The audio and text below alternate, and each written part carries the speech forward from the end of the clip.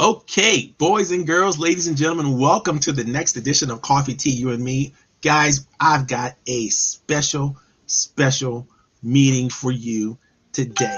We're going to talk about tons of stuff that's going on in the business community, some of the things that we're offering at the Roundtable and at the Central Fairfax Chamber of Commerce and all kinds of good stuff. In fact, I got a special guest for you today, Miss Jennifer Rose from the Chamber of Commerce, the Central Fairfax Chamber of Commerce. We like to call it the Chamber because Jennifer is so special and she does so many wonderful things for so many people. I have to say, she is the Chamber Executive of Chamber Executives. This really kind of person that is really amenable, good to know, a great person. In fact, in the Roundtable, we call her the goddess, right? We call her the goddess so that, everybody can pay due respect to what she has to bring to the table and who she is. We're also going to talk about today, we're going to be talking about literally how important it is to have personal meetings. How do you get to have personal meetings today in this environment?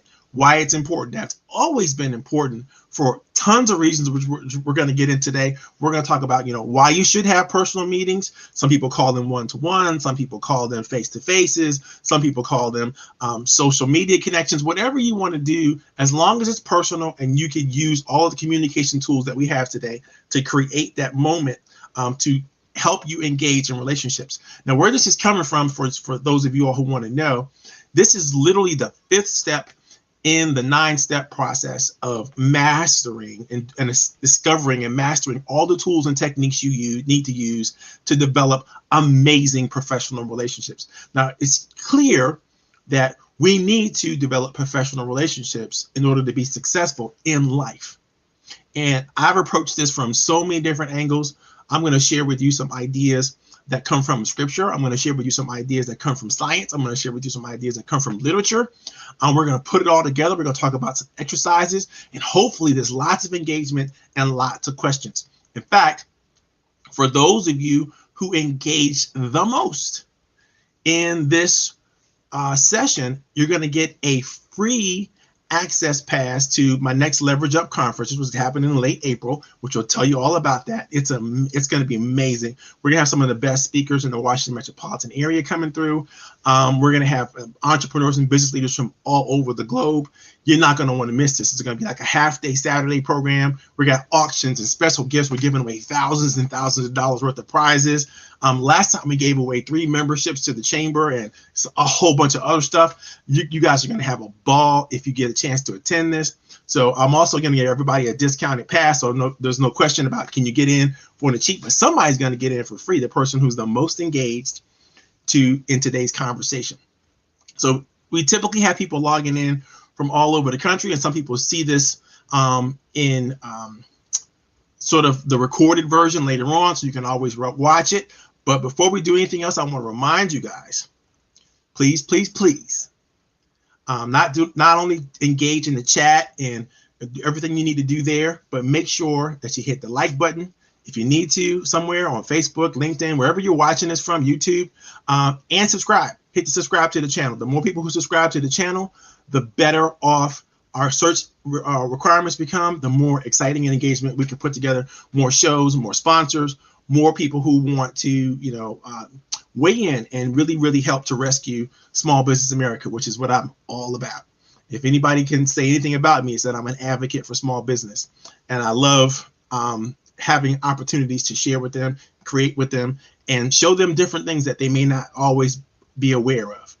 So without further ado, we're going to take a little short commercial break, and we're going to come back, introduce the Queen herself, introduce Madam Rose, and then we're going to get the party started.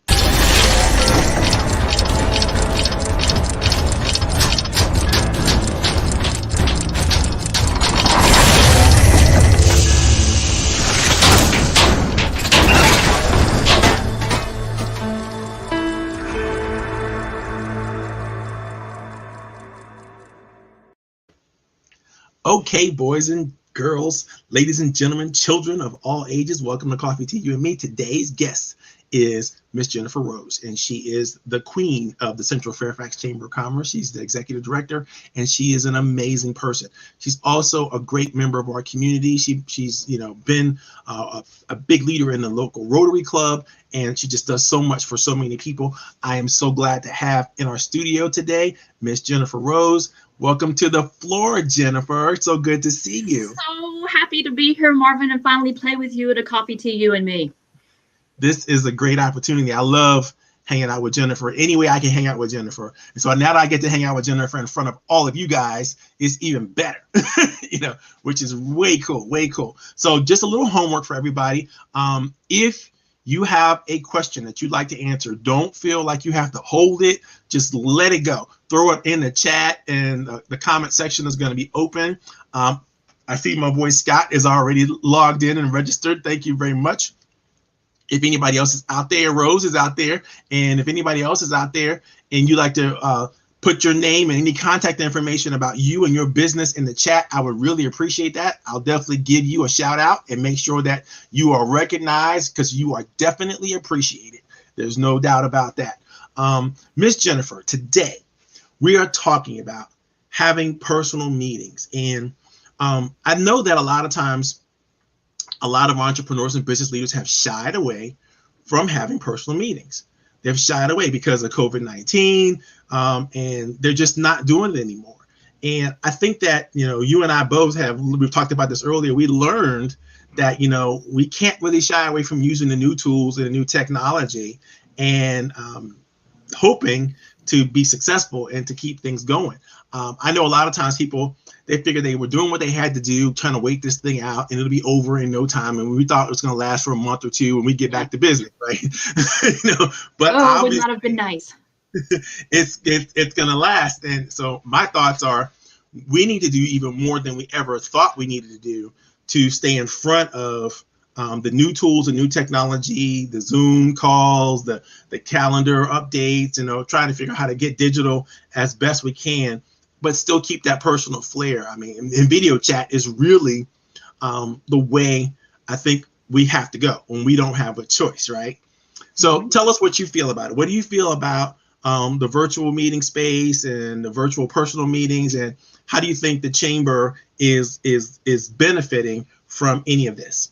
Yeah, well, as we were talking earlier, I think back a year ago, my early experience with Zoom and one-to-ones and Google Hangouts and all that, I was terrible at it. Didn't know what I was doing. I didn't know how to leverage technology to make the meetings efficient and effective. Just get on and jibber jabber, and didn't have a plan, and we would lament about the problems the pandemic was causing. But man, I'm a one-woman show at this chamber. So I do it all, and it has definitely been a blessing to discover how to use Zoom and these other video technologies, because it saves me a tremendous amount of time meeting folks. I'm not in the car, on the road, dealing with the traffic. And it's forced me to create a system where I actually, follow up with people. Before, and you used to give me a hard time. I'd be like, yeah, we need to get together. And then, we wouldn't. Or then I'd finally get to the point where I pull my phone out. Let's get it on the calendar now, because I live and die by my calendar. If it ain't on my calendar, it didn't happen. Never happened. So, I found Calendly was a great tool for me. I've been able to tailor it and fit in when I want to schedule meetings. Because it used to be I was just wide open. And then things got really out of control. So now I have certain days that I'll set those meetings on. I'm in a networking, a Zoom event. I can just private chat somebody right away. Hey, I would love to continue this conversation with you. My Calendly link. Find a time that works for your schedule. Let's continue this conversation. So there's been a lot of good that's come out of it. I still use paper and pen. Here's my paper and pen from yesterday's event. I still have to write down what I tell people I'm going to do, because most of us are going from Zoom to Zoom to Zoom. And then, a few hours later, we may have some time to actually sit down behind the keyboard, make those email introductions, or send that membership information packet out. So I still use pen and paper, but being able to leverage this technology has been great for me. And I know that I'll continue to use it when we get back in person. And let me tell you, I can't wait until we're back in person. Marvin, you know me, I like to hug, I like to see people, and this screen thing, it kind of sucks. But I've learned to embrace it, and I send a lot of air hugs to people, especially people I haven't seen in a while. But we'll continue to use this platform moving forward, because I can meet so many more people. I love it because, absent this moment, all of our personal meetings had to be in either restaurants or Panera Bread or some coffee shop or somebody's office, and you had to plan in travel time. So if you were in a major metropolitan area like we're in, often there'd be something that went wrong that caused you to be late, and then everybody's flustered, and you can never guarantee. If you said you're going to meet somebody at a certain time, you'd have to pad it and then be there like almost a half an hour before you were planning to get there so you could be there on time. It was just a lot of time went down the drain in travel and arranging for travel. It's so bad for me now. I can't even have meetings outside of the digital world because I forgot how to put travel time in place. I've suffered from that too, where I've agreed to meet somebody in person, and then I'm like, oh, don't turn red light. I got to get there. I'm going to be late, because you forget how long it takes to get places. Even when there's more cars on the road, and there are, but with it's the area of the orange traffic barrel, so you never know what's going to happen. But this is real serious, because it happened to me just today. I was scheduled to go get my first COVID-19 shot this morning at 9:15, right up the street from my house.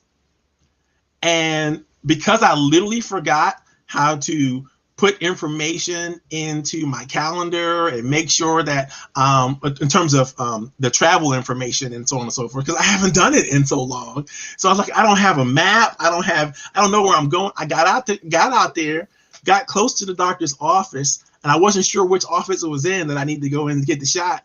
And so I was like, oh man, this is terrible. I tried to call my wife back. She's online. Everybody's in the house, but nobody's available. And I'm like, you know what? I can't even get a phone call into my own house to get directions to my doctor that I'm sitting right in front of it. So I ended up missing my appointment for my first COVID-19 shot. Had to come back home, look at my computer, figure it all out again, call the Fairfax County people, and then they said, okay, just go back to the doctor's office, and they'll definitely give you a shot because they have a shot set aside for you. And I'm thinking, wow, this is cool. But, half my day got jacked up in thinking about how I'm going to get this after I messed it up in the first place, So you got to really, really going back to the real face-to-face meetings is more than a notion for those of us who have fully embraced this new digital reality we have. But I want to say there's some good news. Associations and entrepreneurs organizations have found that because they don't have to waste or lose the travel time, two things have happened. All the money they spent in, the extra expenses of having to get someplace, right? The gas, the wear and tear on their automobiles, the cost of having to buy coffee and donuts or whatever else they were noshing on as they were doing it. All of that stuff went down. People are actually eating better. They're taking care of themselves more because we're not stuck in some restaurant and forced to feel like we gotta eat whatever the food is there, and it's not necessarily the best, most healthy food all the time because it's pseudo fast food kind of thing. And so we're just doing a lot. We're getting a lot now. Also, I found that the studies have shown that associations who really embraced the technology early grew by 30, sometimes 40%.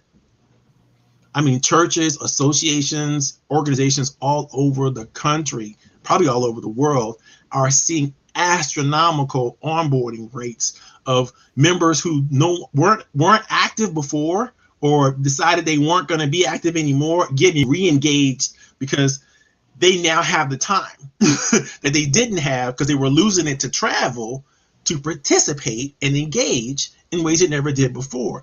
And so this is a great opportunity for people who really understand that, this is not something that you need to fight. This is something that you should rock out to.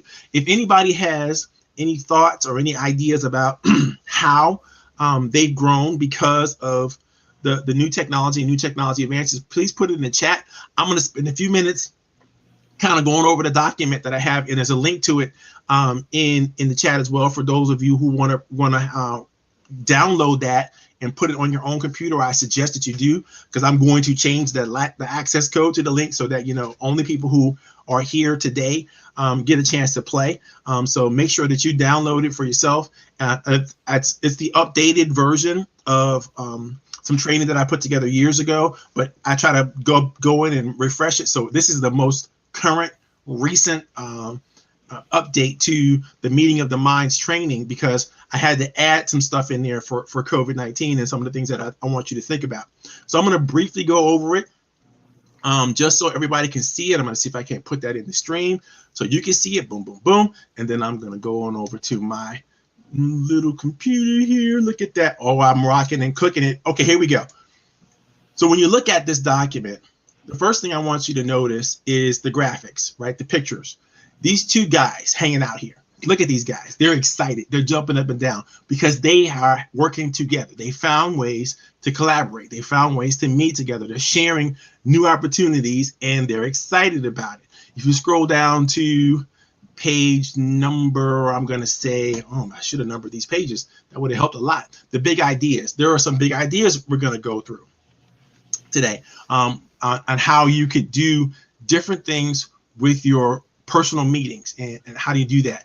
We're taking a deep dive into a lot of the psychology about this, a lot of the literature about this. On the next to the last page, I'm going to say page 8. There's a big blue blot there, and you should be able to see it, and you can tell that there's some great quotes that kind of help us embrace the ideas that we need to embrace when it comes to meeting and understanding what meeting is all about. And there's some exercises at the bottom that I want to share with you guys, and some links in somewhere around page 4. I'm going to go back and put the page numbers in here. You see that there's some links to some of the articles that we're using and we're really selecting from when it comes to understanding how to create a better virtual environment for yourself and for other people. This is critical because you're going to find that it's easy to step into your leadership here. It's easy to step into a situation where you know more about how to do this than anybody else does when it comes to having the personal meetings. But let's take a step back real quick and understand why personal meetings are so important. When we're networking and when we're out there trying to brand ourselves, trying to brand our businesses, typically what happens is we meet people and we either say the right things that cause them to be attracted to us, or we say the wrong things that cause them to not be attracted to us. So without that desire to hang out with us or to work together or to try to figure out what could possibly happen, there's no real reason for people to have personal meetings, and your relationship is done. So let us just say that you met the perfect networking partner. Maybe you met Oprah, right? And you said some things that, Oprah was excited about, and she wanted to schedule a follow-up meeting with you. So you did so. You scheduled a follow-up meeting with Oprah. Now what? What do you do? How do you handle yourself? What do you say? This is what we're going to talk about today. We're going to talk about how you get the attention of the right people, and then what do you do to create and maintain a relationship? Because if you remember, when we're going back to the 9 steps of relationship mastery, we're just climbing that ladder and getting further and further and deeper into higher levels of trust with people. That is very, very important. As you create relationships with people, you want to create higher levels of trust. And even from that personal meeting, it starts off with, why am I interested in you? You have to be able to answer those questions. You have to be able to say, why someone might be interested in you. And so when I've researched this, I've taken this from a couple different angles. Like, I always go back to our original thoughts, mankind's original thoughts, original writings about everything. So I look at the Bible and I say, okay, what did the Bible say about any of this stuff? And it turns out that the Bible says a lot about working together. Mm-hmm. It says a lot about how Human beings are better when they work together. We are like superpowered. We do everything we can when we're working together. By the way, Jennifer, if you have anything to add and jump into, definitely do it, because I can't necessarily see you. So I'm not shy. I'll jump in. All right, because I can't see you. I can't see your body language when I'm sharing the screen right here and scrolling down. Unfortunately, I haven't figured it out. I probably need to get another screen or something, but I'll work it all out. But so it's our super strength, right? Working together is important. When we do so, we're so much stronger than when we don't, right? We cover each other's strengths. We exacerbate each other's strengths and extend our strengths with each other, and we do that really well. And we cover each other's weaknesses when we do this really well. So you want to find people who can strengthen you. You want to find people who can support you. You want to find people who can add to you and your gifts and the things that you have, right? But you also want to find people who could cover your weaknesses, so that when you're doing whatever you're doing, you feel comfortable. You feel free to try it out without having to worry about your weakness jumping in and causing problems. And you could be fearless. But we make each other better. It's really, really important to know that. The great writers have always said this. I've always said we make each other better. When we're supporting each other, we do so much more. It's literally what we're put here to do, which is support one another. There's a quote that Jennifer, get me if I can remember correctly, from the Rotary about working together. What is it? Do you remember? Good grief, I don't know. It's like the major mission statement of the Rotary. Well, the major mission statement of Rotary is service above self. Bingo. That's working together. Service above self. And it's important that I think people understand that, because what's missing in today's universe, in today's world, is character. We focus so much on competence, on getting the right skills, on making sure that we have the right training, we have the right certifications, we have blah, blah, blah, blah, blah. But we've forgotten what character means. And we've forgotten what it is to be trustworthy. We've forgotten what it is to be kind. We've forgotten what it is to be friendly. We've forgotten what it is to be approachable and open-minded about how we deal with and respectful of individuals. And so therefore, we need groups like the Rotary and other groups where we can practice and grow our character. And this is one of the things that we do for each other. Because Marvin, you are so correct. You just led a thought into my addled brain at the end of a long week. People are afraid to fail and to admit that they don't know something. Yet you've heard me say this: we know what we know what we don't know, and we don't know what we don't know. And Exactly. you don't want to admit that. Exactly. Let me tell you, I surround myself with people that know all the stuff that I know I don't know. Right. And hopefully know some things that I didn't know I didn't know. Right. Just makes you such a better, stronger, more confident and successful person, I think. And I think it's important because all of us, in order to grow, have to get out of our comfort zones. Mm-hmm. And the only way to feel comfortable getting out of our comfort zones is when we have people to support us and we know that they're not going to let us fall. Yep. And so it's important, these personal relationships that I'm talking about, whether you're looking for a mentor or several mentors, or you're looking for coaches or consultants, or you're looking for advisors to be on your advisory council, your personal advisory council, your career advisory council, everybody should have an advisory council, but you have to know how to work well with others. It's the key to your personal development. In fact, 95% of your success is not just about who you know, but how well they know you and what they can trust you for. And so it requires a lot more effort to do this virtually than we ever had to do in the old days when everything was face to face and you can just go have somebody set up a meeting for you and you can go meet somebody. You can't do that now. You have to do it all virtually, and you have to learn how to use the tools to do this. So there's some great, I'm not going to go into it, but there's some great examples from the Bible here that I think you should pay attention to. And the recap is I have to say, it's brilliant, but I wrote it myself. So, I'm supposed to say that. There's always also some ideas here that come from some of the current literature on how to really, really have these amazing virtual meetings. And I want you to know, even you go through the links, and I made a note here in the document as well. If you go through the links, I want you to know that you're going to have to change the language in your mind, because it talks a lot about what leaders do, what followers do, blah, blah, blah.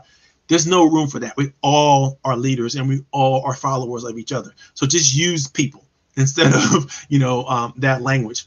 But everyone, literally, what we can learn from the literature today is everyone involved needs to be less spontaneous and more proactively focused. And that flies, against a lot of my extrovert friends.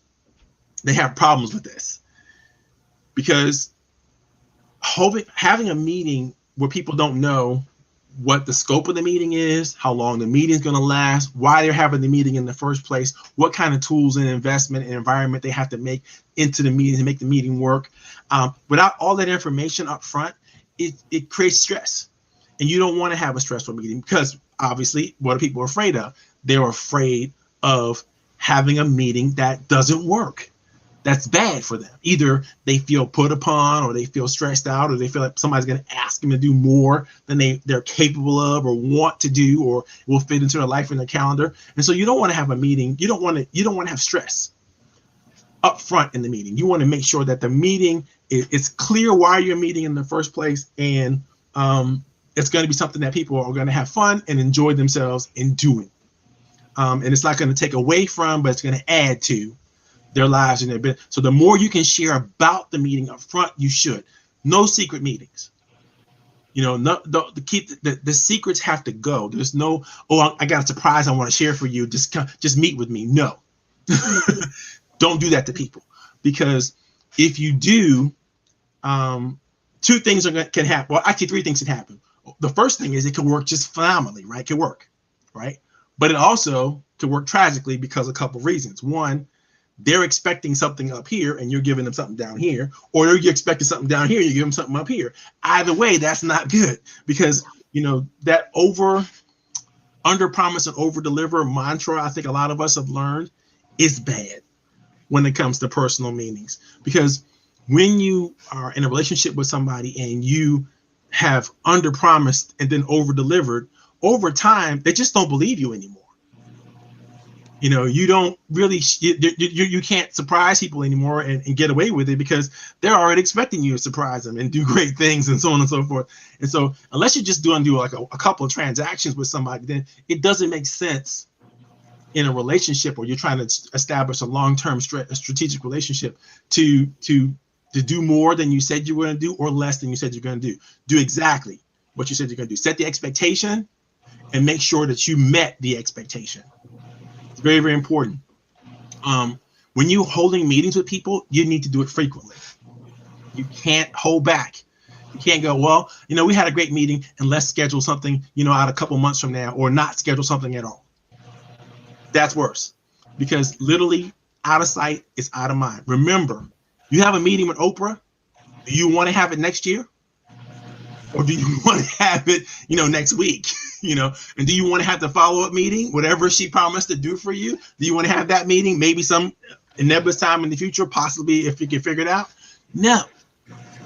You want to get that on the calendar, which means a couple things. You got to be prepared to have something in your calendar, which means you have to have your calendar with you. Mm-hmm. In the old days, you could show up to a meeting and work it out later on. We're going to send a few emails back and forth and maybe some phone calls, and then we'll work out the next meeting, which is a polite way of saying we're not going to meet again. But you should, and Jennifer and I talked about this earlier, have your calendar with you. Most of us have a digital calendar now, and it's on our smartphones. So just pop it into your digital calendar. Now, I know that's going to make you use the technology.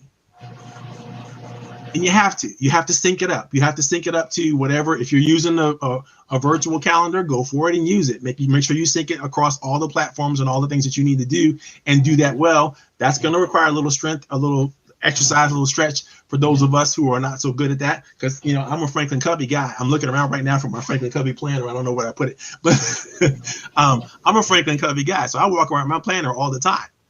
And if my planner's not with me, I feel a little bit off. But it's important to know that even though I got my planner with me, I got to have my digital stuff because I got to sync it up. Because I'm doing meetings on the fly.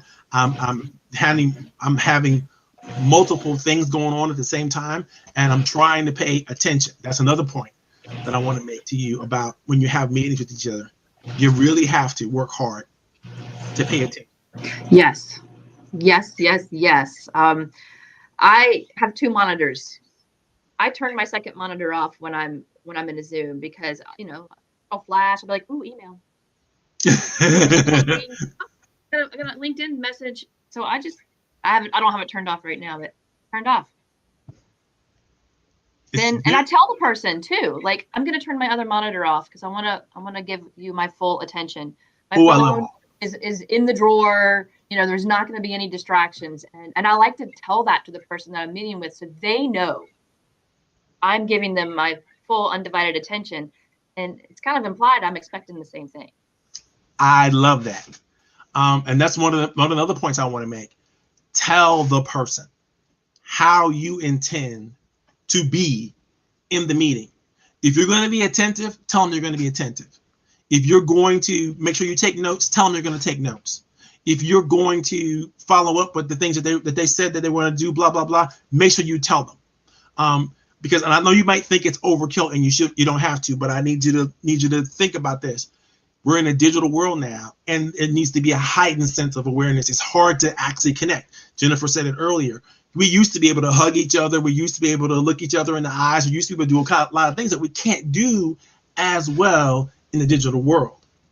You know, a lot of people don't even like to go on camera when they're having these meetings. I suggest you do that. Go on camera. Don't worry about what's in your background so much. Don't worry about, the things like, help me right now. I love to be clean shaven, and I love, to have a nice haircut and all that kind of stuff, because I know that I look better when that happens. But it's more important that I am authentically here in this moment. Yep. Because, like in Zoom, you can turn the self view off, so you don't even have to look at yourself. I hate looking at myself. I know when I talk, my face is crazy expressive. And with the virtual background, my hair always looks like it's in this weird hairnet kind of thing. But, I want to brand the chamber.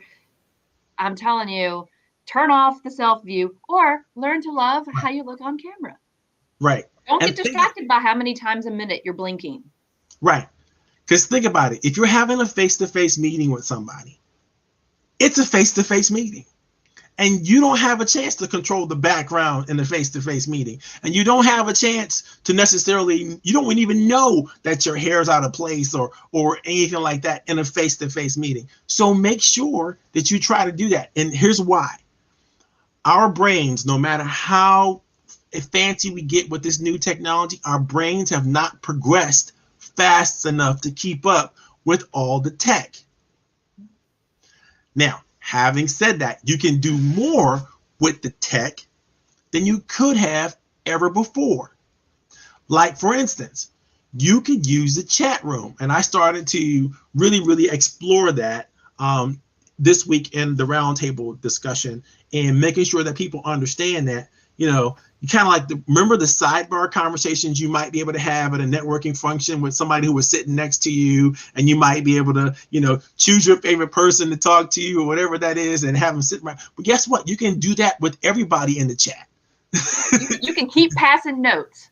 Exactly. Just like in elementary school, right? We can pass notes to each other. Like, do you like me? I like you. Like that stuff. We can do it, and we can do it personally, and nobody else has to see the note, which is really cool. You can do a private chat. You can do whatever you want. I see Suresh is in the audience. I see Rose is in the audience. Scott's in the audience. Man, these are some of my favorite people. I'm so glad you guys showed up. It's really, really, really cool.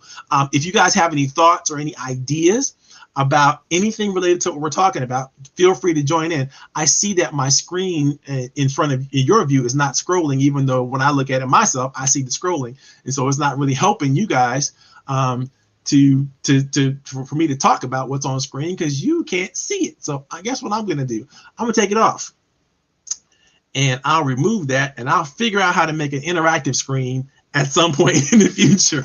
But for now, I'm going to keep going through it. If you can download the copy, you can do it and do that. And in fact, let me drop it in the chat again, just in case some of you all didn't get it. There it is. Boom, boom, boom. And I'm also going to put it on the screen. Look at that. Oh, look at that. That's the URL and everything. You can't probably click on that URL, but the one in the chat, you probably can. Okay, so let's look at some of the things that you got to think about today, right? When it comes to working together, you got to listen. You got to listen like you've never listened before, and you have to demonstrate to people that you're listening. That means you got to try a couple things. One, as a technique called reflective listening. Now, that doesn't mean repeat what somebody just said to you, but it does mean, make sure you paraphrase it, put it in your own words, what you understood them to say. Do it as often as you need to do to hang on to the conversation. Now, I know some people are just chatterboxes and they can just go, they can throw a lot at you and it can be overwhelming, especially if you're an introvert like me.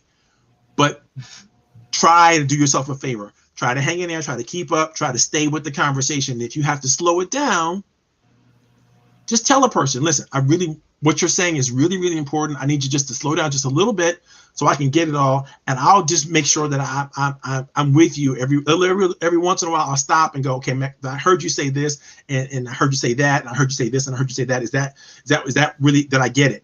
Because that's what you're doing.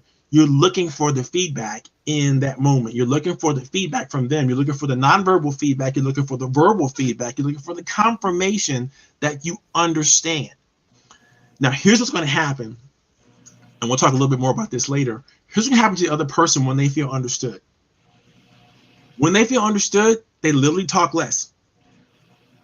When they feel understood, they talk more about things that are meaningful and passionate and powerful to them. They get out of the superficial and more into the deep discussion and the thing that makes them tick. But if you don't show and clearly articulate that you understand exactly where they're coming from, no matter what they're talking about, you can't find the link and that leverage to find that connection with them, then you're not going to build on it. You're not going to have anything to build trust on. You're not going to have anything to go deep with when it comes to the relationship. And all this is in the document, but I want to make sure you understand. Make sure that you're patient with each other when you're listening.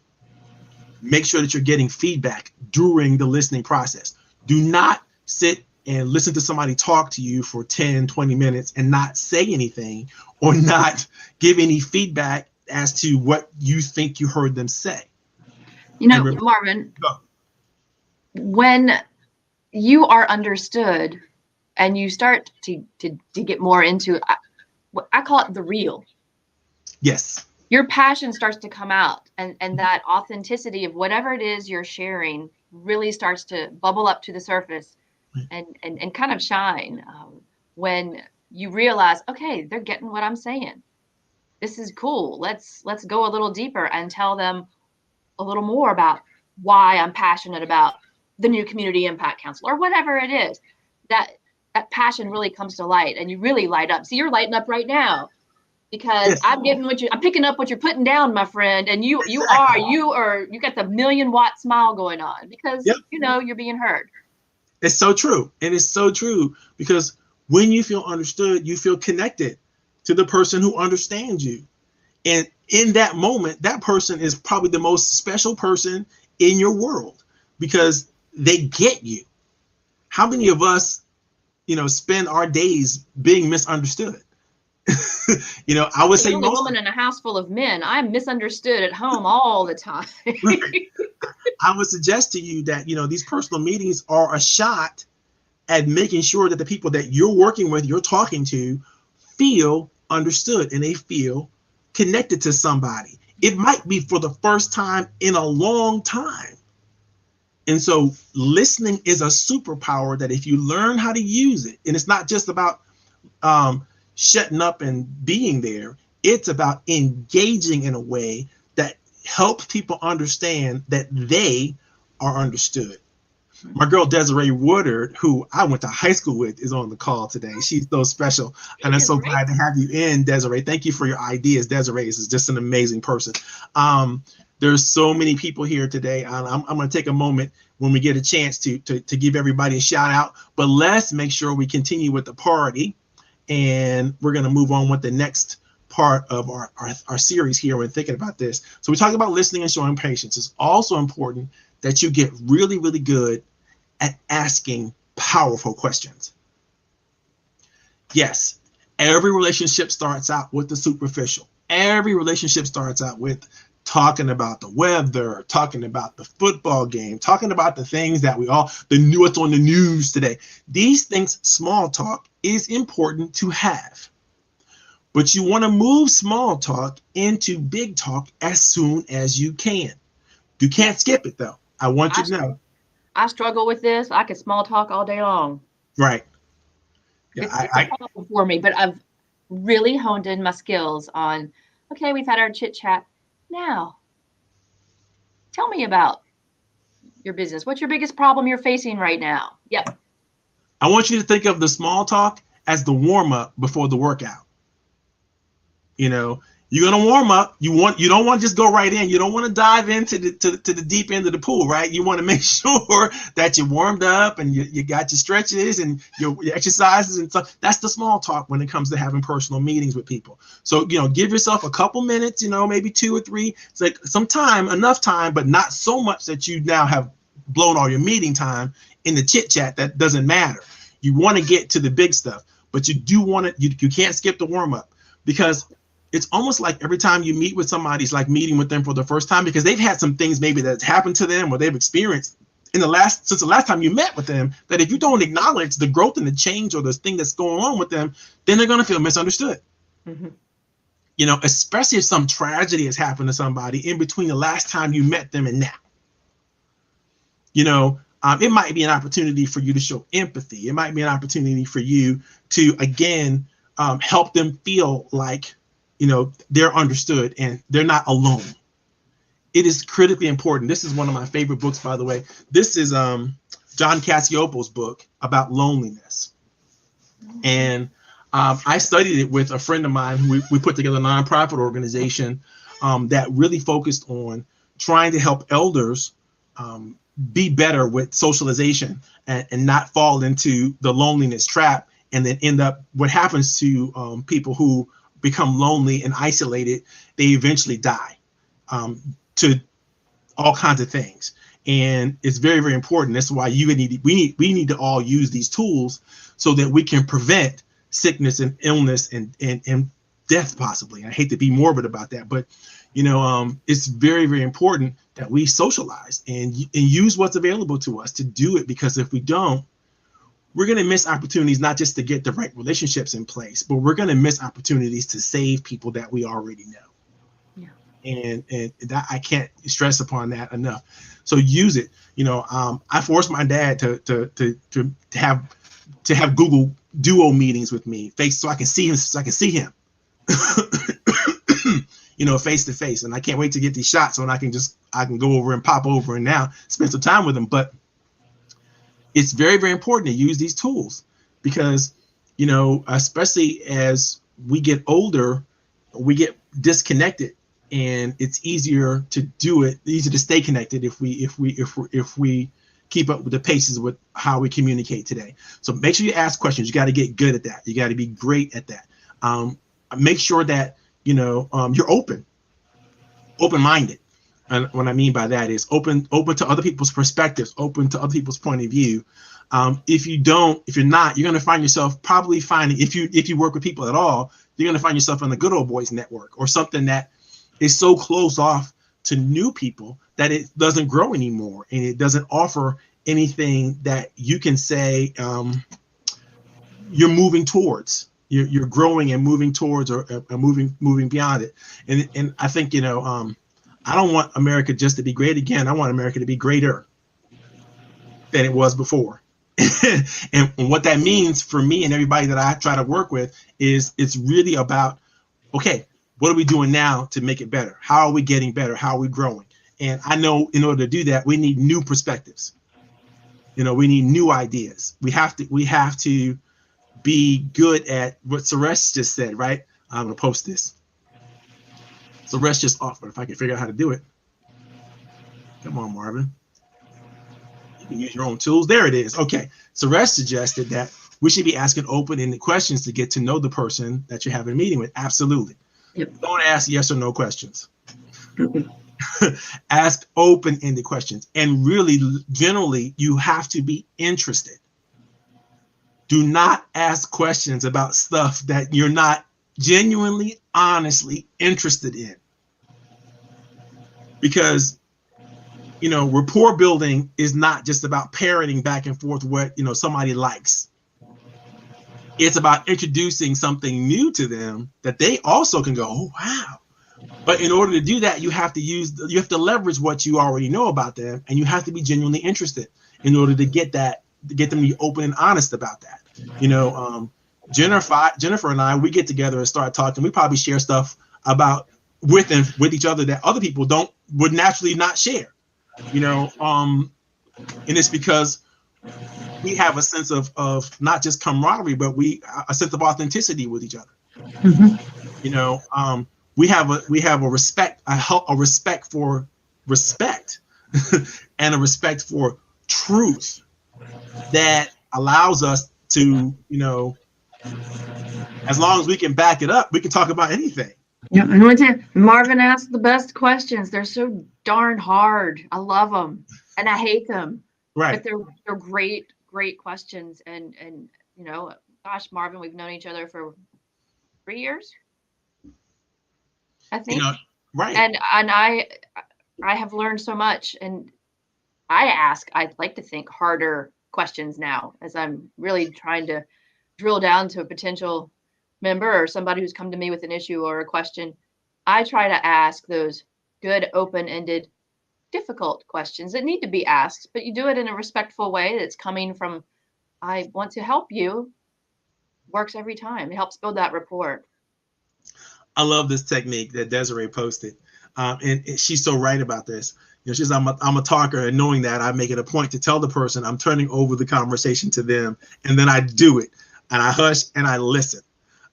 That's very, very important. That, on the old days, the Indians would have, or the Native Americans would have what they called the talking stick when they were in their community meetings. And you could not talk if you did not have the talking stick, which means that if you're in a tribal council meeting and there's 40 people in the room, it didn't matter. The person who was talking was the person who got all the attention. That brings me to my next point. If you're having personal meetings with somebody that is not paying attention to you, then you're missing the whole reason they meet in the first place.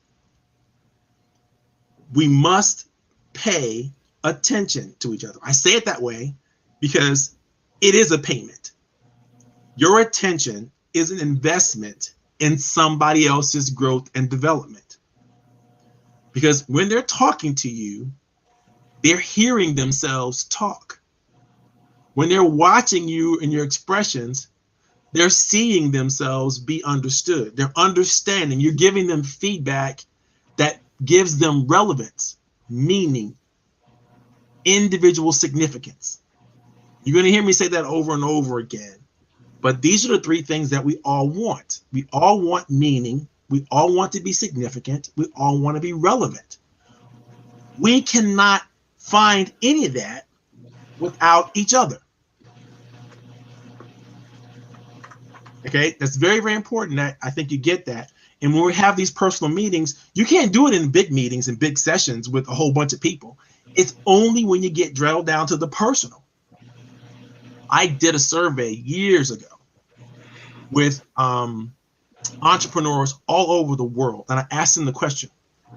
And the question I asked them was, what do they love most about mentorship? What does mentorship do for them? And that means, literally, it's not about what you did for somebody else in mentorship, but what is your protege or your several proteges offer you in return? And what they all said clearly was validation for the years of experience, of struggle, of strife, opinion, whatever it is they've done for all the years that they did, allowing themselves and being a mentor to someone else made all the difference in the world because they feel relevant, they feel meaningful, they feel significant. And that's a moment that can only shared when individuals come together and pay attention to one another. So your attention is an investment in somebody else's growth and development. And I need you to make sure that when you're having personal meetings with people, you attend to them. You pay attention. It's not about you. It's about them.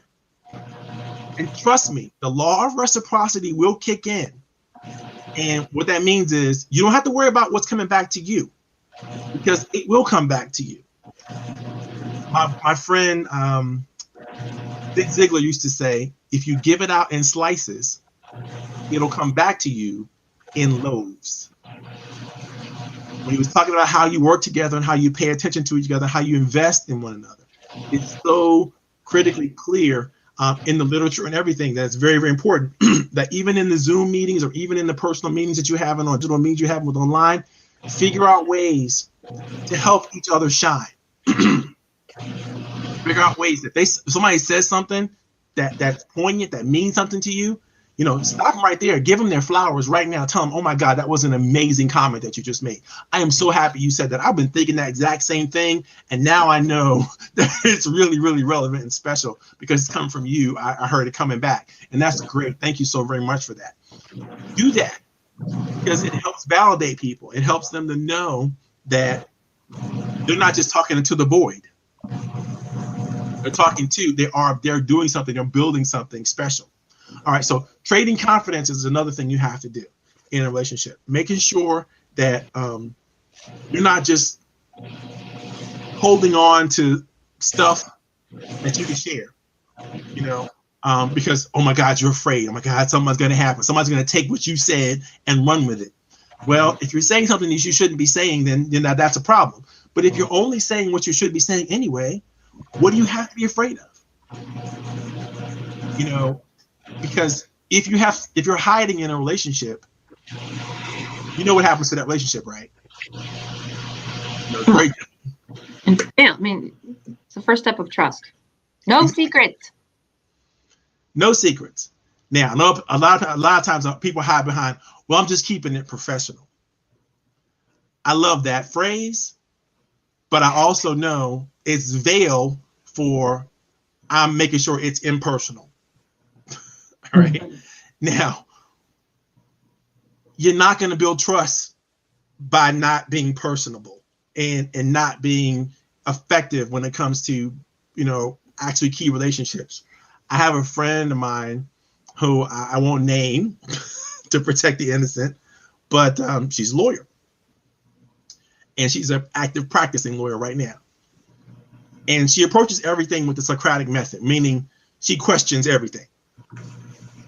And oftentimes in the discussion, she'll take the alternative position just for the sake of exploring the issue. Now, if you don't know this about her, you'll think she's being argumentative. And you'll go, oh my God, every conversation is a fight. And she's talking about stuff she doesn't even believe in and defending stuff that doesn't even matter to her. But actually, she's having fun exploring the issue. And that's a level of inquisition that seems like inquisitiveness that seems like an inquisition, because it seems like she's cross-examining you whenever you're talking to her. You're like, oh my God, you're trying to cross-validate everything I say, everything I do, everything else. And it's like, and if you say something that's wrong, she's gonna, that's not right. You try that again. And so it is a emotional, mental battle sometimes just having a regular conversation with her. But when you understand where she's coming from and what she's doing, she's actually forcing you to pay attention to what you're actually saying and forcing you to pay attention to how you're presenting your thoughts and your ideas and elevating the conversation to a place it can never get to if she just let things slide by without questioning or arguing the other point or the other side. So it's exacerbating, like Jennifer said, but it's also refreshing to have somebody ask you those deep questions that, oh, wow, I never thought about it that way. Now I got to really, okay, all right, you're making me dig deep. And I didn't know that I know we're having that kind of conversation, which I told you earlier. Make sure when you're talking to somebody, you prep them ahead of time and go, hey, we're going to have some conversations about these points or these issues, and we're going to stick to this matter this way, but we're going to go deep on it, because that's where the growth is. The growth is not in the superficial. The growth is always in making you explore things and ask deeper, more meaningful questions in a different way than you maybe have approached or thought of them in before. That's how you keep from thinking in a box. That's how you let new ideas in. This is how you grow. And if you don't do that, then you run the risk of your relationship going stale before it even really gets started. Because people feel like you don't have anything meaningful to share. So why talk to you anymore? Why have the next meeting with you? Well, you have to show genuine respect. We talked about that. We have to seek clarity and communication. We talked about that. We talked about feedback. Here it is. You got to schedule the next meeting. We talked a little bit about that earlier, but here's why. A meeting or a relationship that doesn't have a rhythm, where you're meeting each other on a regular, consistent basis, is not a relationship anymore. And when you come back to meeting, you're going to have to restart this thing almost like from scratch all over again. And so, not to lose the momentum and the potential of the relationship, you got to keep meeting. I suggest weekly. Now, I know you can't have 30 to 40 individual meetings every single week. I'm not suggesting that you do that. I'm suggesting that you have 4 to 5 people in your inner circle that you are regularly meeting with. 4 to 5 people that think differently than you. 4 to 5 people that are not necessarily in your industry or in your family. These are people that, have different ideas and different thoughts that come from different places that might create synergy for you that you cannot create without them. I'm talking about developing your inner circle. I'm not talking about everybody and anybody who wants to meet with you. No. I'm talking about strategically focused, planned effort to create the kinds of relationships that you want to have. Now, another thing I'm gonna drop on you is everybody should have a top 10 list. A rolling list of people that if you can make them fall in love with you, your life would be so much better than it is right now. And try to slowly over time invite those 10 people into your inner circle. Now, I say 10 because at some point somebody's going to have to kick somebody out. Right? And you don't want to have a whole bunch of redundancies in that inner circle. Some people will no longer be effective after a period of time, so you're going to make room for the next one. That's why the top 10 list is rolling. And as you secure somebody on that top 10 list, add another person. So you'll always have 10 that you're working on, and you're working on those with maybe some social media posting or maybe some connections here and there. Jennifer introduced me to a young lady who I know I'm going to want in my inner circle. Carolyn. Mm-hmm. I believe you were connected. I can't believe that. I talked to her this morning. For the first time, we had a Zoom meeting. It was only 15 minutes because I was late to my COVID meeting this morning. She is super amazing. She is super amazing. And, her husband's a Sigma too, which is really cool. I did not know that. Bonus. I'll tell you, the first time I met her at a networking group that we're a part of, and we scheduled our one-to-one, and within the first 10 minutes, we knew immediately, oh, this conversation's going to have to continue. So we scheduled a lunch together that was a good hour and a half long. And we could do that every week. We haven't yet, but we could. She's amazing. Yeah, so I'm going to slowly just wheel her in. She doesn't know what she's getting into. Poor thing. Because I'm going to have her put me on the board that she's in for SCORE. We're going to get all this done because, it's going to increase my profile as a small business advocate. And what a good partner to have in that realm, in that world. She knows all about government contracting and how it should work and blah, blah, blah, blah, blah. And I need a legal mind Because yes, I know a lot about it too. I just can't write any legal documents. And I need somebody who could do that, who belongs to a reputable firm, who cares about those small businesses, and she really, really does. And so, thank you so very much for making that connection. But let me explain to you, our listening audience, how that happened. I asked for connections to people, individuals, professionals who cared about small businesses and you could trust. And Jennifer was like, you got to meet my friend, blah, blah, blah, blah, blah. She immediately, now, had I asked her the same question 2 months ago, she would have gave me the same person, but I didn't. Nope. Because I'm not sure I knew her 2 months ago. Maybe I did. Oh, it's a new friend. I thought she was an old friend of yours. Okay, great. No, but it's like we've known each other for years. It felt like one of those people. It felt like that. Yeah. Same thing for me. It feels like we've been kindred spirits, because she's probably of similar age too, which kind of helps. Yeah, it does help when they're a similar age to us, doesn't it? Yeah, because we don't have, we can talk about the same music and everybody knows what we're talking about, right? It's like if I say The Boss, we know who we're talking about. Make those random pop culture references and they totally get it. Yes. Right. Okay, so make sure that you repeat the meetings, because you don't want to lose the opportunity. We also talked about being authentic, and I can't stress this enough.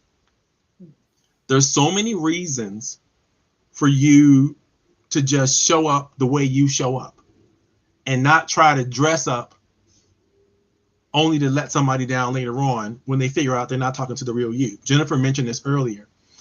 Just like a personal relationship, you want to keep it real. You don't want people to be surprised. And I know that nobody does this right up front. Nobody shares all their dirty laundry. They don't let all the secrets out of the closet, right? They don't do all that right up front with people. And I get that. But you want to make sure that you don't create such a false image of who you are, that when they find out really who you are, they're shocked and surprised and let down. Yeah. And so if you're going to, be fun and interesting and engaging, and then you're going to switch and turn into an evil monster, we got a problem. So, be who you are and be authentic right up front. Now, in the document, there's so many quotes and so many different exercises and things like that I'm not going to go into right now, but it's really good stuff. So take the time to read it if you can. We talked about how important. I'm going to go through some of the exercises to make sure I'm not missing anything that's juicy here.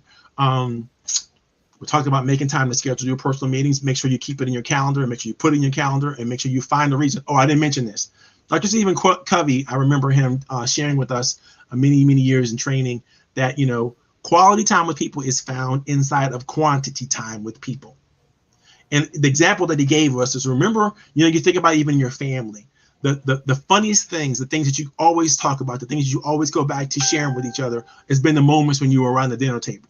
It's been the moments when you were doing the family outing or the annual trip or whatever it is you were doing, that you regularly scheduled events that you were doing with each other, is where you had the most fun. You didn't plan the moments that you talk about the most. You didn't plan the moments when somebody tripped or somebody said something funny or stupid or off color, or somebody made a mistake somewhere and now you laugh about it, right? In perpetuity, that you never stop talking about it. You didn't plan that moment.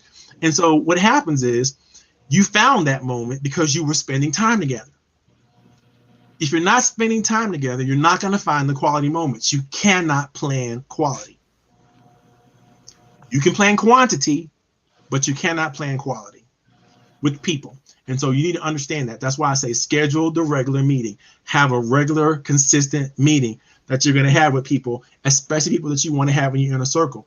Now, I know some of you go, well, I don't want to have anybody in my inner circle. That's the loser's game. You got to have people in your inner circle. You have to. And there's no opting out of it, because they're going to tell you the truth and they're going to give you the feedback that you need, whether you want it or not. The people who care about you the most are going to go above and beyond to help you out. They're going to support you. They're going to tell you the truth. They're going to give you their effort, their time, their energy, and you have to give it back to them. And that bridges my last point. You got to have space and time and energy for people. Yeah. If you don't have it, you got to create it. And I know we're all busy, we're all overwhelmed, we all got 1,000 things we're trying to do and balls in the air. But if you don't spend the time developing new relationships, then you're never going to go into new places. You know, you can have all the visions you want, all the goals you want, all the strategy you want, all the follow-up methods you want. I teach all that stuff. And I'm telling you, if you don't do it with people, it's going to get you nowhere. And so you have to master your networking strategy, put it down on paper, execute it, follow it up, review it to see if it's working, tweak it to make it work better, ask questions to other people, make sure it works. One of my favorite networking questions to ask people is this one. And let's pretend let's play for example that we're talking to each other, Jennifer, like we're not talking to each other, but let's pretend we are talking to each other. Jennifer, I really feel like you're a kindred spirit. I really feel really passionate about opportunities that we may have to work together. And I want to earn the right to be introduced to the highest level people that you have in your life. I mean, the people that you trust the most. What do I have to show you? What do I have to do? How do I, what you need to see from me to help you feel comfortable making that introduction? Now, don't answer the question, Jennifer, but I want you guys to understand that is the magic question. Saying to a person, I want to earn this specific type of trust from you is magical. Not just saying it, but asking the question is magical. Because when you do that, you force the person to think in a way they haven't thought about you ever before. Even if they thought you were the most personable, the most professional, the most polished, you had the best website, blah, blah, blah, blah, blah, all these things, they're not going to think about exactly what you want until you ask them the question, just like I asked. And you can get specific on anything with people. But again, I couldn't ask that question of Jennifer in the first 2 minutes of a conversation. That'd be too much. Be stalker. Exactly. Creepy. Exactly. You have to be sure that you have the kind of relationship you need to have before you can get into those types of questions. Because the reason we're going to be meeting later on is so we can follow up on that question that I just asked.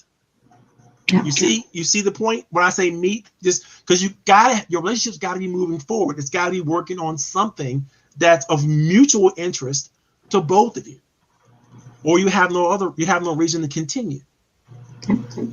And as long as you're clear, open, and honest and upfront about what that is, you're more likely to get people to say yes. The whole universe will work to say yes, but you've got to come at it like you mean it, like you want it, like it's important to you. And I was really good, I would say to Jennifer, here's why this is important to me. I'm trying to make sure that I know how to represent my friends really well, and I show up polished and professional everywhere I go, and I want to meet this person so that I could literally just get to know somebody of that caliber. And I promise you this, I'll make you look good in the process.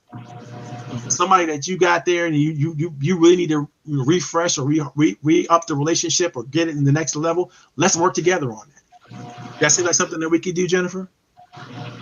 Yes, it could be. See, all you got to do is ask. All you got to do, and now we have a reason to talk some more. Think about that. Okay, guys, let's ask some questions. Do I have any questions? Did I miss anybody? Do I have any questions here? I don't know. While you're looking at that, you're talking about the ask.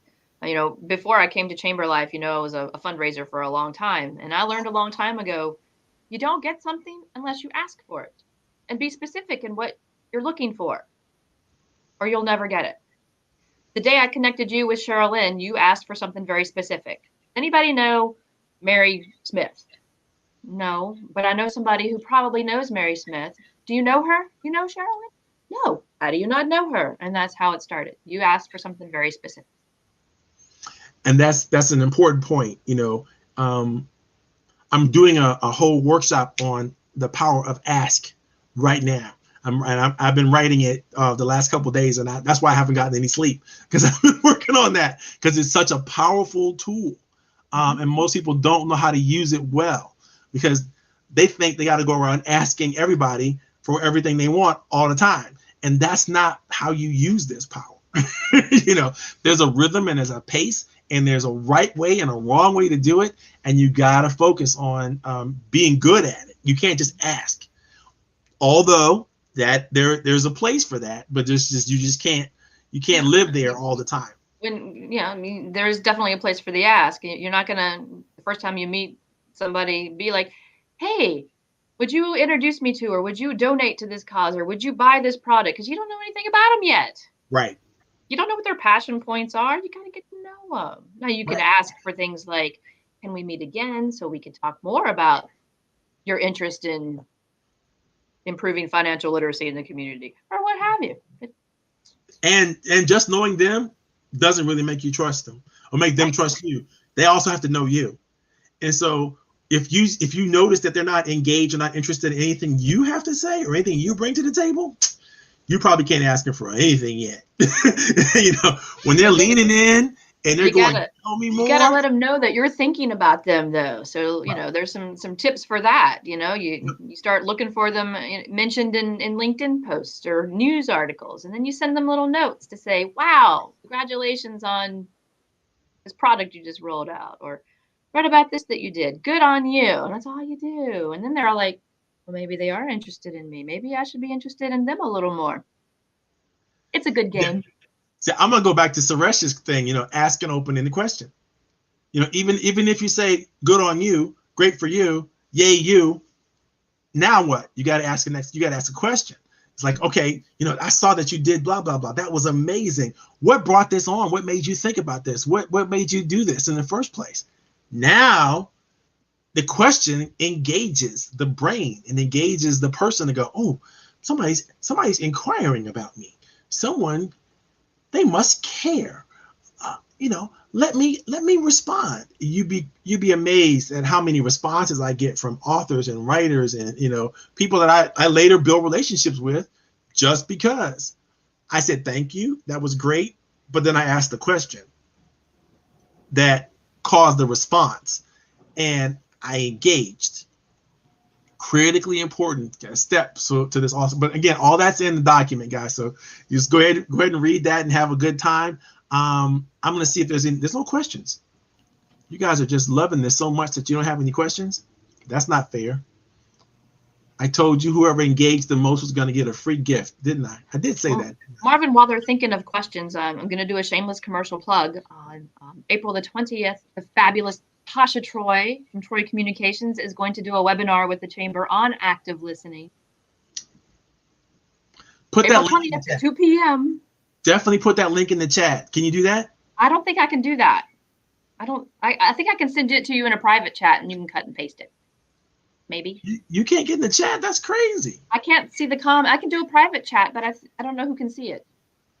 Well, send it to me in private. Let's find out. I'll figure out how to make it public. Let's find out. But I think if you put it in the chat, I can make it public for sure. Yeah, I'm pulling the link now, so that's why I'm not looking at the screen. I'm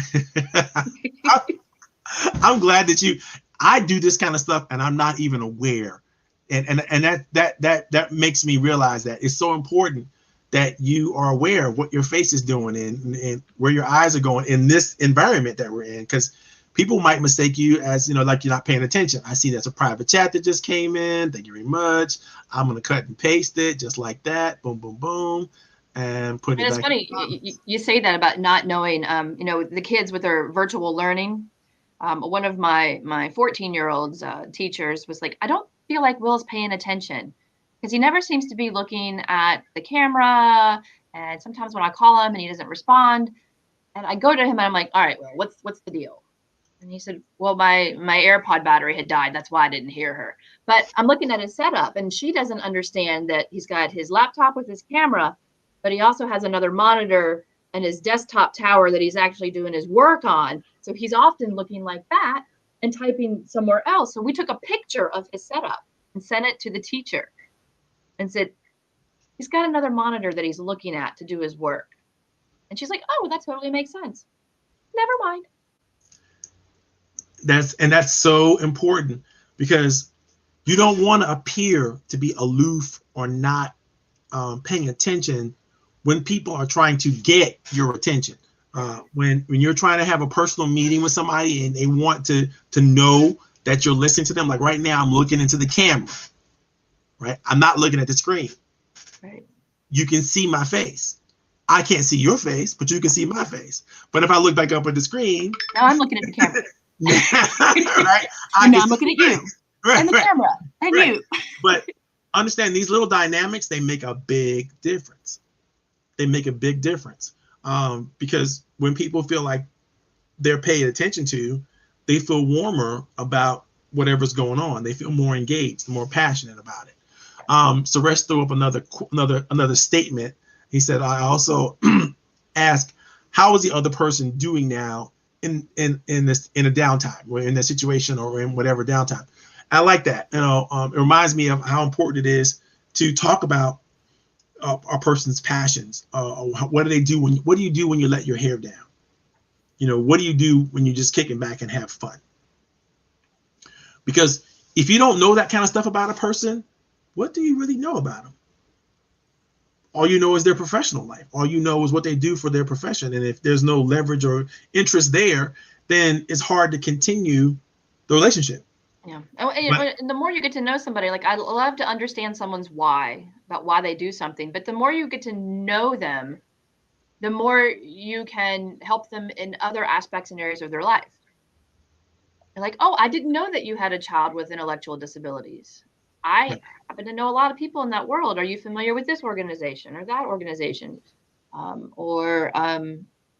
don't know what another good example is, but the more I know about someone, the more I can come up with ways that I can help them, or that they may be able to help me. Right. And that means for everybody, you have to be willing to share your challenges as well as your passions. When you can do that, people hear that and they can respond in a way that helps you with your challenges, or in a way that enhances some of the things that you love and some of the things that you're interested in. When I first, my daughter first got diagnosed with ADD, she was in high school and I had no clue what to do. No clue. And I'm sure that I was a little panicky about the years that I had raised her, thinking, well, she just needs a little extra help with being organized. She just needs a little extra help with thinking about things. And I had no idea that there was a developmental challenge. But it wasn't until I reached out to my friends and I found so many organizations and books and things to support systems and things to plug her into. And now she's in her last year in college. She's doing it in 4 years. Nice. Unheard of for a person with learning disabilities. Now, she's always bright. She's always been bright. But the challenges, she's learning to overcome. And that's very, very important. I couldn't have done it without the community. I couldn't have done it without my friends. Couldn't have done it without, if I wasn't open with the issue. Yeah. And you've heard me talk about, that power and value of community networking.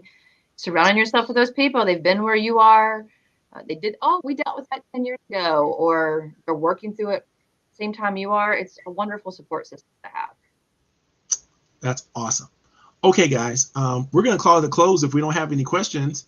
I thought that there might be a little bit more engagement, but okay, if you guys don't feel like it, I'm not going to beat you up. I mean, I had fun.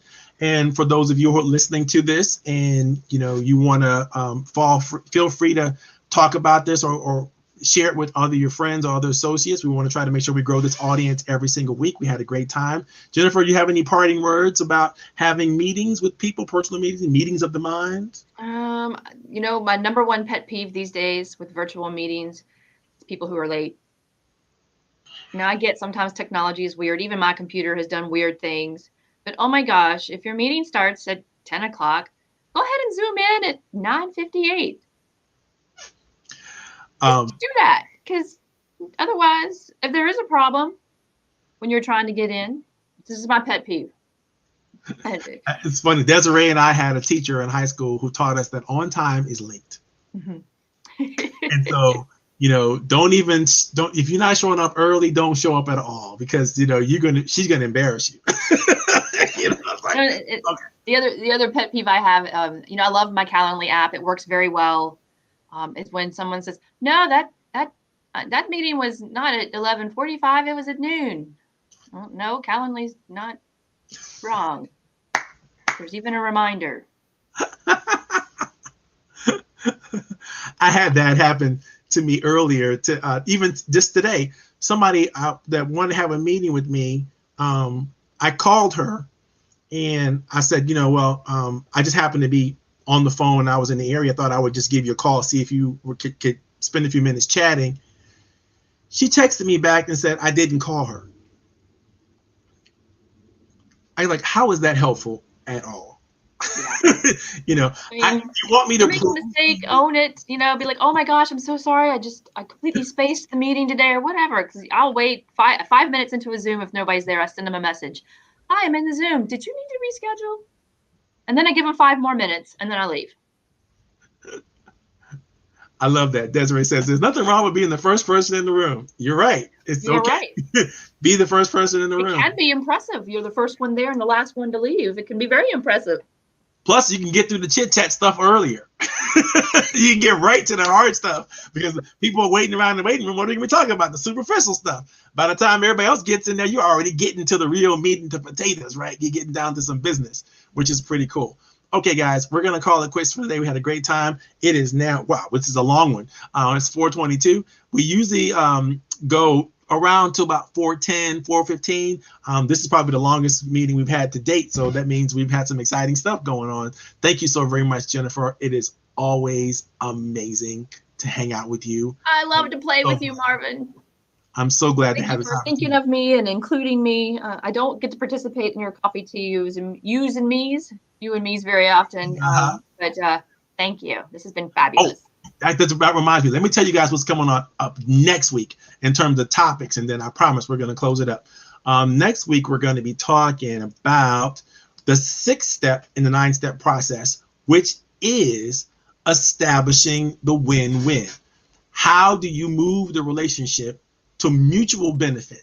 Not just we're having a relationship, we're having fun. I'm talking about I'm listening to you, you're talking to me. How do you move the conversation to one of mutual benefit where everybody's playing together and everybody's winning?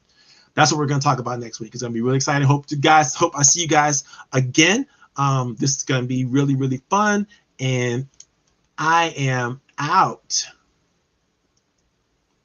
Bye.